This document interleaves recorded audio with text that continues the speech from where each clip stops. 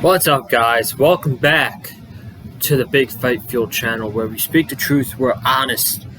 We give our takes on the Miami Dolphins. It is Monday, November 7th, 2022. I know I usually do these videos on Tuesday, but today I was sitting here doing nothing. I'm like, you know what? Maybe, I got a lot on my mind. Maybe I'll save it. Maybe I'll do it an extra day earlier today on Monday, then wait on Tuesday. So usually the day or two after the game, I'll usually do a video if it's talking about the previous game or other statistics that I want to talk about. Obviously, you guys see it in the title. And I feel like a lot of people are talking about this. Miami Dolphin content creators are already talking about this. So I feel like it's time for me to chime in and give my opinion. And I agree with what most of these people say. These content creators, these Dolphins fans on Twitter.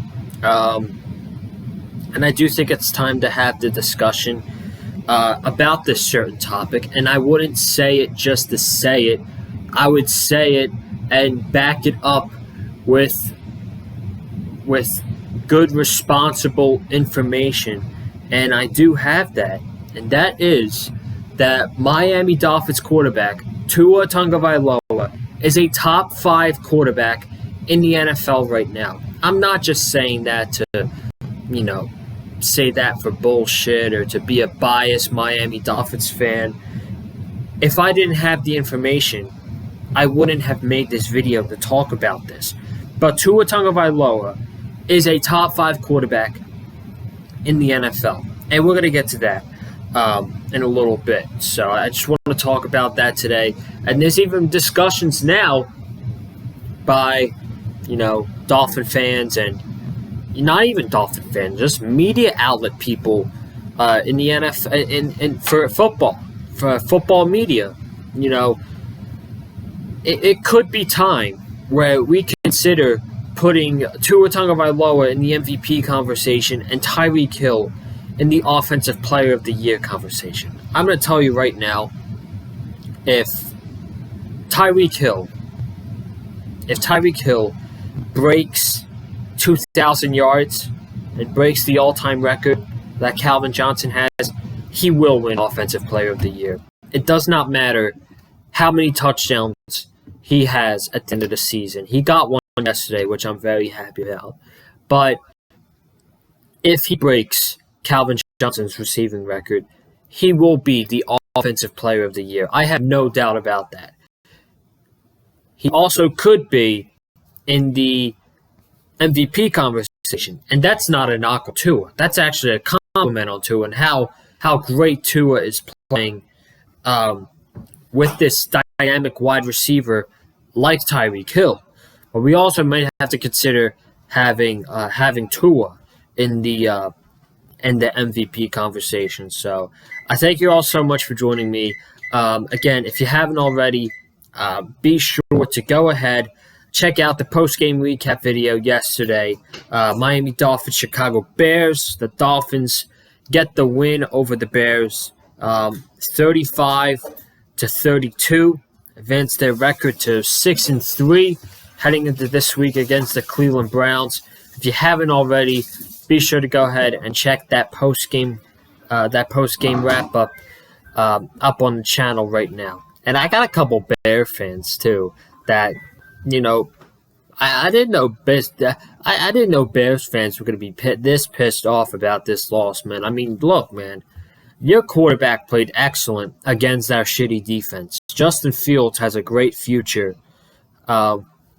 with the Chicago Bears. And I'll tell you what, they're going to be good in like 2 years because they got I think the Bears, honestly, if I'm looking forward into next season, I think the Bears are going to take a jump that the Dolphins have taken on their offense because they have I believe they have the most cap space going into next offseason. They have $120 million of cap space They're going to use all that money to get Justin Fields, a top receiver, whoever the top receiver or one of the top receivers in free agency are, fix that offensive line and a couple defenders, and this Bears team's going to be good in a couple in 2 years. I think this Bears team's going to be good. So I didn't know this Bears fan base was this feisty, man. Holy shit! They were coming after me at the TikTok comments, and I had to shut them up very quickly. So, but man, I didn't know Bears fans were that feisty. That's cool to know. But y'all have a great future, and I'm excited as a football fan. I'm excited for the future of the Chicago Bears. So, without further ado, let's get into this. Let's get into everything about Tua Tagovailoa. I'm not gonna keep y'all for long. It's gonna be about I would say a 15-minute, 20-minute video maybe. I don't know, but Tua is a top 5 quarterback in the NFL right now. If you were to ask me, who are the top 5 quarterbacks in the NFL? Josh Allen, Pat Mahomes, Jalen Hurts, and I'm only putting Jalen Hurts ahead of Tua because the Eagles are undefeated. And I know Tua can't do anything about that, and there's a good chance that if Tua didn't get injured, the Dolphins could be undefeated. I'm not going to debate that because I'm not worried about that. We're 6-3. Can't worry about being undefeated or the possibility of being undefeated. So that's the only reason I'm putting Jalen Hurts ahead of Tua. Josh Allen, Pat Mahomes, Jalen Hurts, Tua Tagovailoa, and Geno Smith. That's your 5 best quarterbacks right now in the NFL based off how they're performing this season. Those are the best quarterbacks in the NFL. And look at Tua. Look at Tua. This time last year, Tua hated the situation he was in with Brian Flores. Tua had no running backs. Tua had Myles Gaskin and Salvon Ahmed, who just were not getting the job done at all. They weren't getting the job done for the Dolphins' run game. Tua's offensive line was hot garbage. It was one of the worst in the NFL last year. Tua had no receivers outside of Jalen Waddle. Devontae Parker was hurt all the time. You had Mike Gesicki too, but he would always have on and off days. Your only receiver that Tua had last year was Jalen Waddle. And then he was stuck with Isaiah Ford, Matt Collins. I can't even think of the other receivers. Devontae Parker, but he was hurt almost every week. So it's rare that we would see Devontae Parker out there. Compared to this year, where this man has 2 good running backs, 2 elite, electric top 5 wide receivers. Yes, I said 2 top 5 wide receivers in Tyreek Hill and Jalen Waddle. He has an upgrade on the offensive line, and I'm telling you, the offensive line, I forgot to mention this yesterday. I thought the offensive line was fantastic. They only got 1 penalty for an illegal man downfield, which was on Teron Armstead, and outside of that, all 5 of them were excellent yesterday. Armstead, Robert Jones, Connor Williams, Robert Hunt, and Brandon Shell. Man, they were fantastic yesterday. I think that was the best game the offensive line had this season. It was really good. Now, granted, the Chicago Bears don't have Robert Quinn anymore. They don't have Roquan Smith potentially coming up the blitz. So that plays into a small factor of it. But that offensive line, that was their best game they had all season. So shout out to them. But Tua has so many improvements around him that it's making him better. And for a quarterback to be successful, you need tools. You need weapons. And I'm just going to look at Aaron Rodgers this year, okay? Look at Aaron Rodgers this year. Last year, Aaron Rodgers had a healthy offensive line. Aaron Rodgers had one of the best receivers in the NFL in Davante Adams. Aaron Rodgers has been one of the best quarterbacks in football for many, many years. You take away his best receiver from him, and he's shit in the bed this year. He's got no weapons. Randall Cobb's hurt. Allen Lazard is on and off. He's out there with Romeo Doubs, Christian Watson, Robert Tonyan, and his two running backs. They're just not getting he's just not getting the job done with them. And this organization set Tua Tagovailoa up for success. And I think I said this in the trade with Bradley Chubb. You know, they traded away all their first-round picks.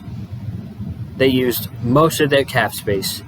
Folks, that trade for Bradley Chubb showed you that this organization is all in on Tua Tagovailoa, and Tua Tagovailoa is the franchise quarterback for the Miami Dolphins. He's going to be the guy for years to come, whether you like it or you don't like it. And guess what? They got Tyreek Hill locked down. They got Armstead locked down. I guarantee they're going to have Jalen Waddle locked down. Okay? They're set up, man. They are set up with this offense building around Tua Tagovailoa, who's proving to be one of the best quarterbacks in the NFL this season. Granted, he's got 8 games left on the season. Anything could happen. It's the NFL. He could play like shit for the last 8 games. He can get injured again. I hope not. But based off the first 9 games, the first 6.5 games he's played in this season, he is a top 5 quarterback in the NFL. So let's go over his stats for the season. He is first in passer rating. He's got a passer rating of 115.9. That ranks first in the NFL over Josh Allen and over Pat Mahomes. Let me see if that's right. Passer ratings. Here we go. Yes. He is first in passer rating, and it's not even close. It's him at 115.9, Jalen Hurts at 107.8, Geno Smith at 107.2, Pat Mahomes at 103.6, and Joe Burrow at 102.6. Tyreek Hill said it best. Tua Tagovailoa is the most accurate passer in the NFL. People were getting so mad at him during the offseason when he was calling Tua the most accurate passer in the NFL, and people were clowning Tyreek Hill for that. And now, here we are, November 7th, and people are eating their words. People are eating their words because Tua is proving that he's the most accurate passer in the NFL. Yeah, he can't sling the ball downfield like Josh Allen or Justin Herbert can 70 yards down the field. But you know what, man? God damn, he's so good at throwing it down the middle, finding his wide open receivers, throwing in the tight holes, being accurate. That's who he is. That's who he is, being accurate, and he's making smart decisions with the football too. Last year, he was not making smart decisions with the football. This year, he's making those decisions. Yards per attempt, 9.17. That's first in the NFL. He is winning percentage. He is third in the NFL out of all quarterbacks. Tua is the Miami Dolphins. In that case, the Miami Dolphins are 6-0 when Tua starts and finishes a game. So, again, excuse me. Again, this team is completely different with Tua Tagovailoa on the field. 6-0 with him, 0-3 without him. No energy without Tua. lots of energy with Tua. Completion percentage, 69.9%. That's third in the NFL. And then he's got a touchdown interception ratio. He's got 15 touchdown passes, 3 interceptions. That's third in the NFL. He's got a touchdown He's got a touchdown interception ratio of 5-1. I'll take that any day of the week for sure. So, and I got some more stats too that I'm actually going to pull up. Hold on a second. Let's go stats. I'm on CBS Sports now.